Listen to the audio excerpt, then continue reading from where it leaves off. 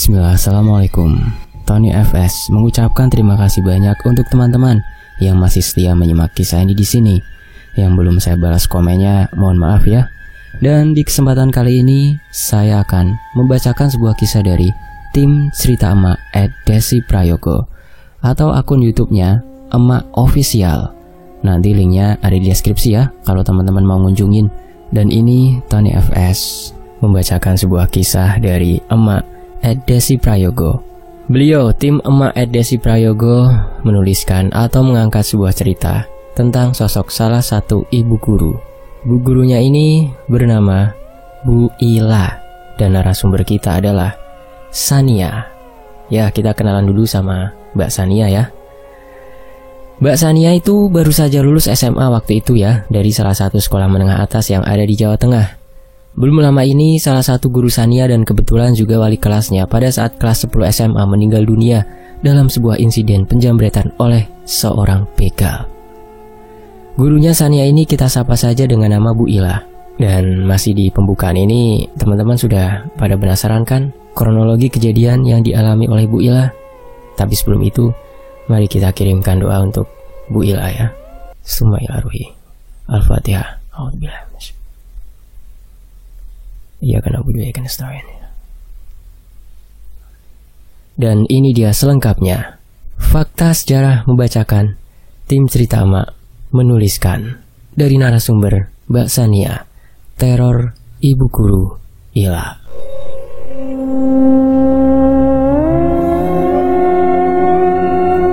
Tahun 2019 kemarin, tepatnya di pertengahan bulan April, semua guru di sekolah tempat Sania belajar sedang disibukkan dengan segala persiapan ulangan.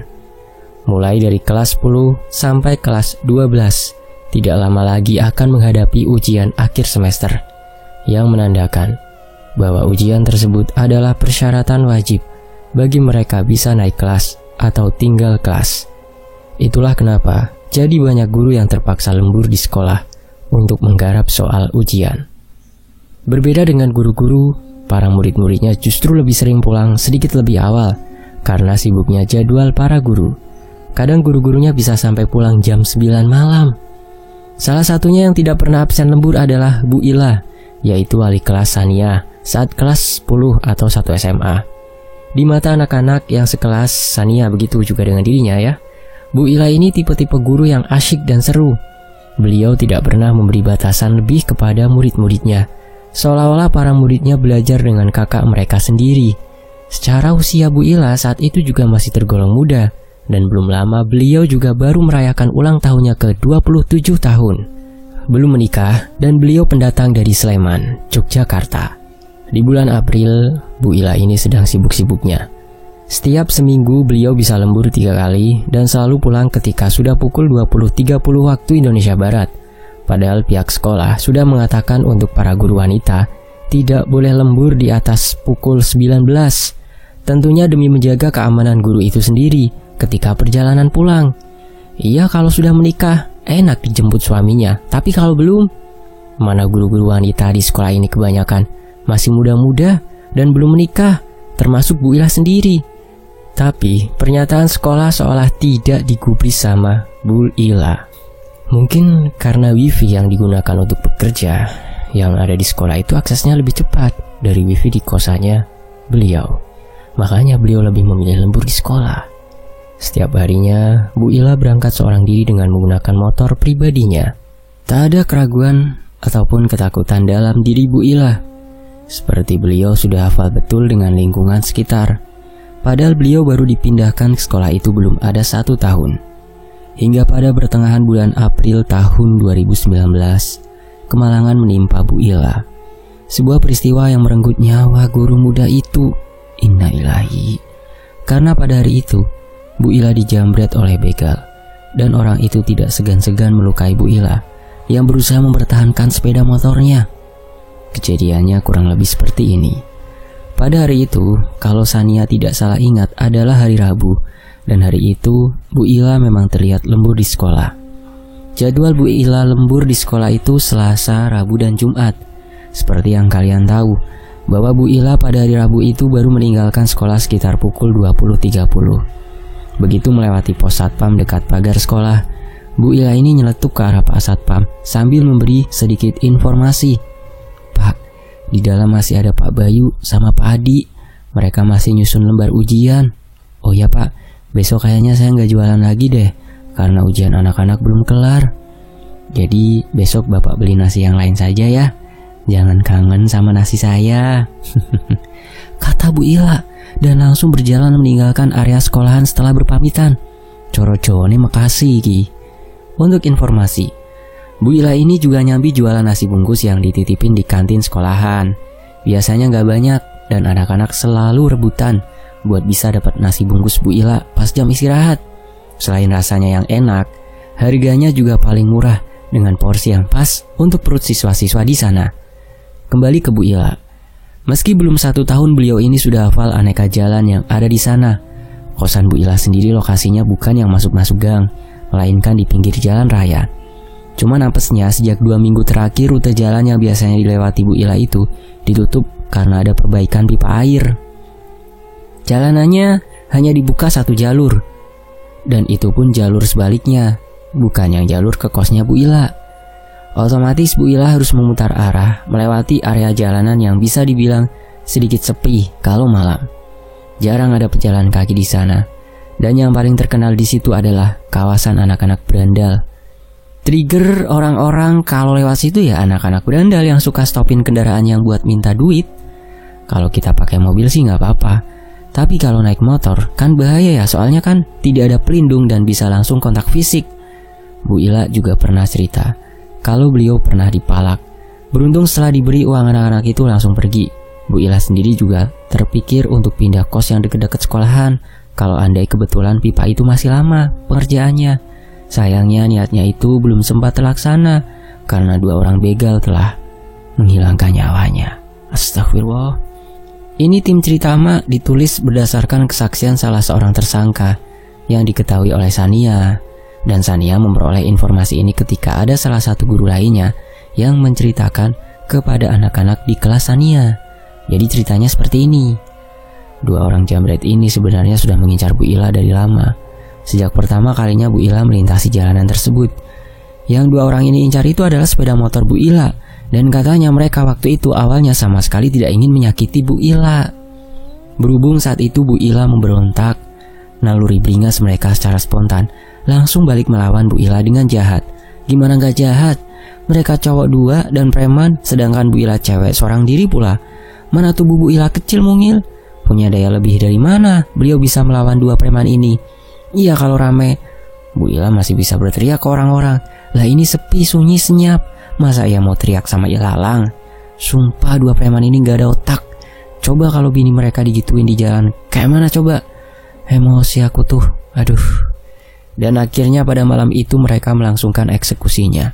Katanya mereka melihat kalau Bu Ila malam itu terlihat sangat capek dan lelah. Mungkin celahnya lebih gampang. Secara Bu Ila kan emang habis pulang lembur hari itu, pantas kalau lelah. Pas waktu motor Bu Ila mereka pepet, ternyata Bu Ila ini sempat terkejut dan langsung ngegas. Melihat Bu Ila yang berusaha kabur, mereka pun buru-buru ngejar dari belakang. Langsung saja mereka menghadang motor Bu Ila dari arah depan supaya Bu Ila nggak bisa lari lagi. Tapi Bu Ila ini pinter, langsung diputar balik motornya ke arah sebelumnya. Cuma belum sempat Bu Ila pergi, salah seorang berhasil meraih pundak Bu Ila, lalu didorongnya Bu Ila ke samping. Akibatnya ya terjatuh ke samping lah Bu Ila dan juga motornya. Karena kehilangan keseimbangan didorong preman ini, lalu preman satunya lagi mengangkat motor yang menindih tubuh Bu Ila. Dan pada saat itu mereka niatnya mau langsung kabur. Belum mereka kabur, Bu Ila ini langsung bangun dan dia toyor kepala preman yang bawa motornya pakai helm yang beliau pakai. Preman itu malah marah, kepalanya ditoyor-toyor sama Bu Ila. Lalu preman itu turun dari motor dan menggeret tubuh Bu Ila ke sisi jalan. Sebenarnya temannya ini udah mengingatkan agar orang itu tidak sampai main tangan sama Bu Ila. Tapi sepertinya preman ini seperti sudah kesetanan melihat Bu Ila. Preman ini langsung mendorong Bu Ila sampai jatuh ke tanah dalam posisi terlentang. Tiba-tiba, preman ini duduk di atas kedua paha Bu Ila, dan dengan tega preman ini memukul berkali-kali wajah Bu Ila memakai kepalan tangannya yang besar itu. Bu Ila sempat melawan, dan menangis pukulan si preman. Apalah daya, tubuh Bu Ila yang mungil jelas kalah kuat sama preman ini. Tubuhnya langsung lemas dan wajahnya babak belur. Bu Ila seperti sudah kehabisan energi untuk melawan preman-preman itu lagi. Preman ini melihat Bu Ila menangis dan memohon agar tidak dihajar lagi. Bahkan Bu Ila mempersilahkan mereka untuk membawa motornya pergi tanpa melaporkan ke kantor polisi supaya beliau tetap dibiarkan hidup. Awalnya preman ini setuju dan dia langsung bangkit berdiri. Entah kenapa tiba-tiba preman ini langsung kembali lagi menghampiri tubuh Bu Ila. Tapi kali ini dengan membawa seperti pisau kecil di tangan kanannya. Dan tanpa banyak pertimbangan preman itu menusuk leher kiri Bu Ila dengan pisau yang ada di tangannya sebanyak 2 kali. Sampai-sampai preman satunya lagi terkejut lihat aksi temannya tersebut. Barulah setelah itu preman ini memberikan instruksi kepada temannya itu untuk segera menjauh dari lokasi sembari membawa hasil rampasan motor milik Bu Ila. Sedangkan Bu Ila dibiarkan sekarat di tempat itu seorang diri hingga meninggal dunia. Barulah keesokan paginya sekitar pukul 6, tubuh Bu Ila ditemukan oleh seorang ibu-ibu yang hendak pergi jualan di pasar. Ibu-ibu ini langsung histeris dan melaporkan kepada warga sekitar mengenai jasad tubuh Bu Ila yang sudah kaku di tepian jalan. Polisi pun turun tangan dan mengungkap penyebab kematian Bu Ila, sampai polisi menyimpulkan bahwa Bu Ila meninggal akibat dibunuh pada saat beliau dirampok di jalan itu pada malam hari.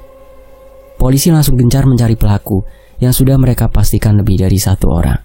Sedangkan jasad Bu Ila dibawa ke rumah sakit dan setelahnya baru diserahkan kepada keluarganya yang ada di Sleman untuk dimakamkan. Akan tetapi kematian Bu Ila tidak hanya meninggalkan duka bagi semua orang yang mengenalnya, tapi juga menyisakan teror dari arwahnya yang bergentayangan di sekolah. Padahal tempat kematiannya kan bukan di sekolah. Lantas kenapa arwahnya malah menghantui semua orang satu sekolah? Sekarang sudah saatnya kita masuk ke teror-teror yang diterima oleh semua orang di sekolahan ketika mereka bertemu dengan sosok arwah yang diduga itu adalah arwah Bu Ila. Teror pun dimulai. Teror pertama tentu dialami oleh anak-anak di kelas Sania. Sepeninggalan Bu Ila, mata pelajaran bahasa Indonesia digantikan sama guru anak kelas 11 dan 12. Kebetulan, untuk bahasa Indonesia di sekolah Sania memiliki 2 guru. Bu Ila hanya mengajar anak-anak kelas 10, sedangkan Bu Yosi adalah guru khusus anak kelas 11 dan 12. Nggak tahu kenapa ada perbedaan seperti itu. Yang jelas sistem mengajar keduanya berbeda. Kalau Bu Ila condong lebih suka membuat suasana kelas aktif, tapi kalau Bu Yosi lebih suka suasana kelas yang disiplin. Dalam artian minim interaksi.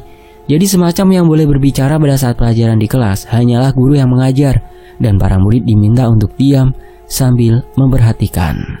Semua anak satu sekolah sudah hafal betul sama perbedaan ini. Bahkan anak-anak kelas 11 dan 12 kadang suka iri kepada anak-anak kelas 10 perihal guru bahasa Indonesia yang super asyik. Beda dengan guru mereka. Pada saat itu, Bu Kepala Sekolah meminta Bu Yosi mengajar sementara di kelas 10. Datanglah Bu Yosi ke dalam kelas Sania. Ketika Bu Yosi melangkah masuk, tidak ada satu orang pun yang berani membuka mulut. Semuanya siap dengan buku mereka masing-masing. Terus, Bu Yosi duduk di kursi guru dan mulai mengeluarkan materi yang akan diajarkan. Tetapi, Bu Yosi tiba-tiba terlihat menundukkan kepala dan tidak berbicara sama sekali. Lama sekali Bu Yosi nunduk dan sempat membuat semua anak khawatir. Berkali-kali mereka memanggil nama Bu Yosi, tapi beliau tidak bergeming sama sekali. Hingga tiba-tiba beliau mengangkat kembali wajahnya dan memandangi satu persatu anak-anak yang ada di kelas itu dengan berkata, "Ibu tulis soalnya ya. Nanti seperti biasa, siapa yang bisa menjawab dengan cepat, Ibu akan bagi coklat koin. Siap ya semua?" Bu Yosi lantas berdiri dan berjalan ke arah papan tulis. Beliau menuliskan satu pertanyaan yang bertuliskan, "Kalian kangen ibu apa tidak?" Kan aneh ya, apa yang mau mereka kangenin dari Bu Yosi? Kan beliau ada di depan mereka semua. Anak-anak ini justru terkejut. Bukan hanya dengan kalimat pertanyaan yang ditulis Bu Yosi, melainkan juga sama gaya bicara Bu Yosi. Karena kata-kata itu selalu diucapkan sama Bu Ila ketika pertama kali masuk kelas dan hendak mengajar. Setiap anak yang berhasil menjawab dengan cepat, Bu Ila selalu membagikan coklat koin berbungkus emas kepada muridnya. Kalian tahu kan coklat koin itu? Sedangkan Bu Yosi nggak pernah memberikan pertanyaan apalagi so asyik di depan muridnya. Belum selesai mereka keheranan melihat tingkah Bu Yosi hari itu, Tahu-tahu Bu Yosi ini seperti kejang-kejang di depan papan tulis. Panik anak satu kelas dan tidak ada yang berani mendekat ke arah Bu Yosi. Sania langsung mengajak temannya yang bernama Tara untuk melaporkan kejadian ini kepada Bu Kepala Sekolah dan guru lainnya. Sepanjang Sania dan Tara melewati lorong demi lorong, seakan seperti ada yang mengikuti mereka dari belakang. Angin kencang tiba-tiba menghadang dan gak tahu datangnya dari mana. Padahal pohon-pohon yang ada di luar sekolahan sama sekali tidak bergerak sedikit pun. Tak lama kemudian, dua anak ini sampai di depan pintu ruangan ibu kepala sekolah. Tara pun mengetuk pintu bu kepala sekolah dan mereka dipersilakan masuk. Saat Tara hendak membuka gagang pintunya, tiba-tiba dia menjerit. Astagfirullah. Sania kaget dan tanya, "Kamu kenapa?" Tara hanya menjawab, "Gagang pintunya dingin banget, San," sambil menggesek-gesekkan kedua telapak tangannya. "Kalau nggak percaya coba kamu aja yang buka," imbuh Tara. Ya sudah, akhirnya Sania yang buka. Tapi Sania malah merasa biasa-biasa aja dan tidak seperti yang Tara ucapkan. Tara dan Sania saling pandang kebingungan. Tanpa pikir panjang, mereka langsung masuk. Pas di dalam mereka buru-buru menceritakan semuanya. Kini mereka kembali ke kelas bersama bu kepala sekolah. Lah yang jalan paling akhir itu Sania, karena dia harus tutup pintu. Pada saat Sania tutup pintu, ekor mata sebelah kanannya seperti melihat ada sosok perempuan berdiri di pojok lorong dekat ruangan bu Kepsek. Sania coba diam sejenak, dan ekor mata kanannya masih menangkap sosok itu ada di sana, berdiri sambil memandang ke arah Sania. Langsung Sania menoleh ke arah kanan dan ternyata tidak ada siapa-siapa di sana. Dia pun buru-buru berlari mengejar Tara dan bu kepala sekolah yang jalan lebih awal. Sampai di depan kelas ternyata sudah ramai. Guru-guru lain juga ikut berkumpul di depan kelas Sania. Ada satu orang guru agama Islam yang mencoba menenangkan Bu Yosi dengan segala bacaan surah-surah pendek. Tubuh Bu Yosi malah terpelanting ke kanan dan ke kiri dengan sendirinya. Guru agama ini meminta yang lain untuk turut berdoa agar Bu Yosi segera sadar dan sosok yang ada di dalam tubuhnya segera keluar. Ternyata Bu Yosi dari tadi mengalami kesurupan. Tapi kesurupan apa? Banyak rumor yang mengatakan kalau Bu Yosi kesurupan arwah Bu Ila, soalnya beliau tidak terima Bu Yosi mengajar dengan cara seperti itu kepada murid-muridnya. Pantas sikap Bu Yosi tiba-tiba berubah 180 derajat. Sekitar 30 menit kemudian, tubuh Bu Yosi tidak lagi bereaksi dan beliau pingsan. Guru-guru yang lain langsung menghampiri Bu Yosi untuk memberinya minum. Tak lama Bu Yosi pun sadar dan beliau masih menangis histeris. Katanya beliau tadi pas datang pertama kali ke sekolah itu kondisi ruangan guru sepi dan hanya ada beliau seorang diri. Secara tidak sengaja Bu Yosi melihat ada sosok yang sekelebatan melewati jendela lorong. Karena posisi meja kerja Bu Yosi menghadap ke jendela lorong. Cuman Bu Yosi berpikir mungkin beliau saja yang halu. Tapi entah kenapa setelah itu tubuh beliau mendadak jadi pegal-pegal dan matanya berkunang-kunang. Lalu kepalanya pusing. Yang Bu Yosi ingat saat itu beliau malah ketiduran di ruang guru. Tahu-tahu beliau bangun sudah ada di dalam kelas Sania dan tubuhnya terbanting ke sana kemari sendiri. Tapi kalau menurut kesaksian Bu Yosi, beliau justru melihat ada arwah Bu Ila berdiri di belakang bangku Oni, sedang melihat ke arah Bu Yosi sambil mengangkat tangan kanannya dan menggoyangkan ke kanan dan ke kiri. Lah gerakannya itu seolah yang menggerakkan tubuh Bu Yosi saat diruqyah tadi. Setelahnya arwah itu membantingkan tangannya ke bawah dan seketika tubuh Bu Yosi terjatuh begitu saja. Tubuh Bu Yosi yang kesakitan langsung dibawa ke rumah sakit. Beruntung tidak ada luka serius dan hanya ada sedikit memar-memar di lengan kanan juga kiri Bu Yosi. Teror selanjutnya dialami sama Pak Adi. Masih ingat kan guru yang sering lembur bareng Bu Ila di semasa hidupnya? Salah satu guru itu adalah Pak Adi. Berhubung Bu Yosi masih sakit dan lembar ujian Bu Ila belum selesai, akhirnya Bu Kepala Sekolah meminta Pak Adi untuk melanjutkan. Pak Adi pun menerima perintah Bu Kepsek dan mulai lembur menggarap tugas yang hanya dikerjakan sama Bu Ila. Hari itu Pak Adi putuskan untuk lembur bersama dengan dua guru lainnya. Mereka berkumpul di ruang guru sembari memesan makanan dari GoFood. Ternyata pekerjaan Bu Ila ini jauh lebih banyak dari perkiraan Pak Adi, yang membuat beliau harus pulang paling akhir malam itu. Ketika dua guru lainnya sudah selesai dan berpamitan pulang, kini tersisa Pak Adi di ruangan guru sambil ditemani musik dangdut. yang ada di laptopnya. Awalnya Pak Adi tidak merasa ada yang aneh dan biasa saja seperti malam-malam sebelumnya. Beliau melihat ke arah jam tangannya dan jarum jam sudah menunjukkan pukul 20. Pak Adi sempat nyeletuk. Kok tumben, anyep ya? Sembari menyeruput kopi hitam pesanannya. Pak Adi berusaha secepat mungkin menyelesaikan pekerjaannya supaya segera bisa pulang. Takut istrinya terlalu lama menunggu di rumah. Dan untuk informasi ya, malam itu adalah malam Jumat. Kurang 4 soal lagi selesai, gumam Pak Adi. Tiba-tiba Pak Adi merasakan hawa yang begitu dingin. Angin malam waktu itu tidak seperti biasanya. Beliau langsung ambil jaket dan memakainya. Beliau mulai merasa tidak nyaman dan mengaku ada yang sedang mengawasinya. Masalahnya, di tempat itu tak ada siapa-siapa selain beliau. Beliau mencoba untuk kembali fokus menatap layar laptop dan tahu-tahu muncul suara yang berbisik dari telinga kanannya, berucap, "Pak, jawaban ABC-nya kebalik. Itu ABC untuk jawaban nomor 26. Kan yang Bapak tulis soal nomor 27. Kaget Pak Adi di situ. Beliau langsung berdiri dan menoleh ke arah kanannya. Tapi beliau nggak melihat siapapun. Cuma beliau melihat tanaman palsu yang ada di sebelah kanan, daunnya bergoyang sendiri, seolah baru saja disenggol sama seseorang. Pak Adi nggak pakai aba-aba dan langsung keluar meninggalkan sekolah. Pak Satpam yang melihat Pak Adi keluar sekolah dengan raut wajah ketakutan, mencoba untuk menghampiri. Tapi Pak Adi malah nyelonong keluar pagar sambil bergidik menatap ke arah lorong lantai 1. Yang mana lorong itu adalah lorong menuju ruangan guru, tempat tadi Pak Adi dibisikin oleh seseorang. Pak Adi tidak mau berasumsi kalau itu suara Bu Ila meskipun mirip. Beliau terlalu takut dengan sebuah kenyataan kalau ternyata itu memang suara Bu Ila. Pak Satpam ini kebingungan dan melihat ke arah lorong yang dilihat sama Pak Adi.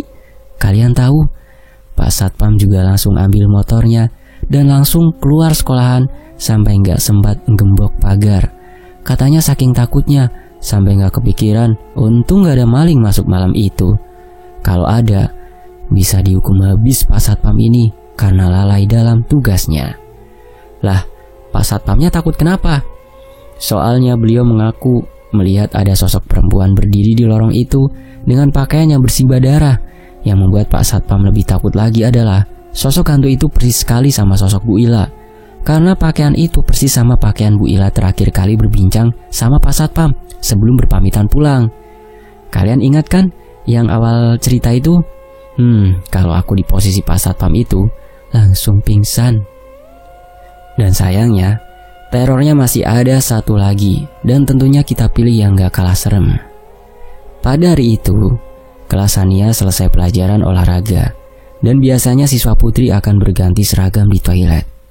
Otomatis mereka harus mengantri. Sania, Tara, dan Yuri mendapat giliran yang terakhir. Sania itu memiliki kebiasaan nyanyi saat di kamar mandi.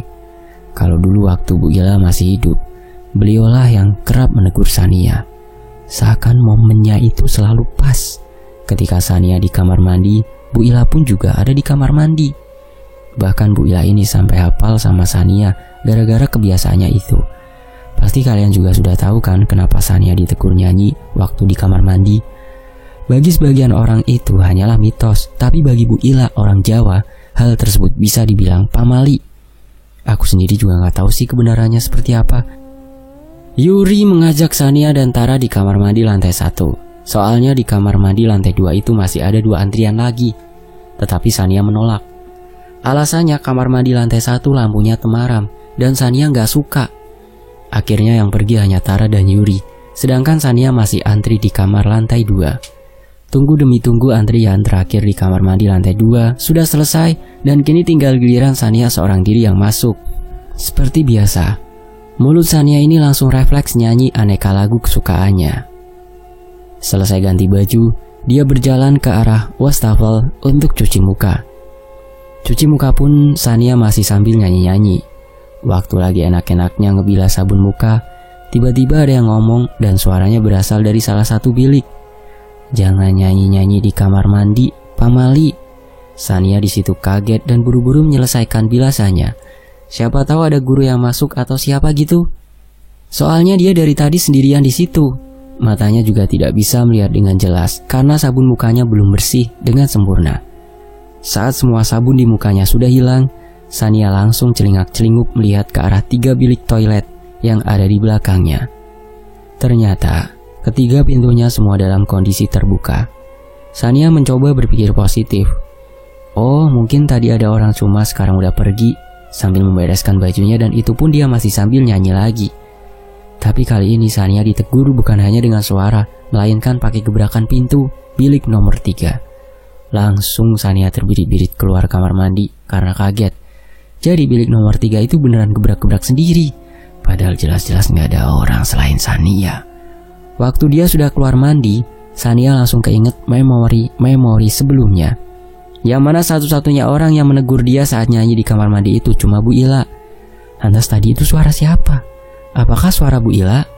Entahlah, yang jelas Sania langsung ke arah kelasnya dan dia melihat Tara juga Yuri sudah ada di bangkunya. Sania langsung menceritakan kejadian yang baru saja dia alami sampai terdengar anak satu kelas. Semakin hebohlah teror tentang arwah Bu Ila di sekolah ini. Ajaibnya, teror itu perlahan-lahan menghilang saat semua anak selesai dengan ujian akhir semester mereka, dan alhamdulillahnya tidak ada yang sampai tinggal kelas. Teror arwah yang diduga semua orang adalah arwah Bu Ila itu kini sudah tidak pernah terdengar kembali. Mungkin bisa jadi tugas Bu Ila sebagai guru memang benar-benar sudah selesai ketika melihat semua muridnya sudah naik kelas 11 dengan nilai yang memuaskan. Soalnya kan Bu Ila meninggal ketika tugas ujian anak-anak belum selesai, dan mungkin arwahnya belum tenang itu karena ingin memantau semuanya baik-baik saja. Meski begitu, sekolah Sania tiba-tiba berubah jadi angker, walau teror arwah Bu Ila sudah meredup.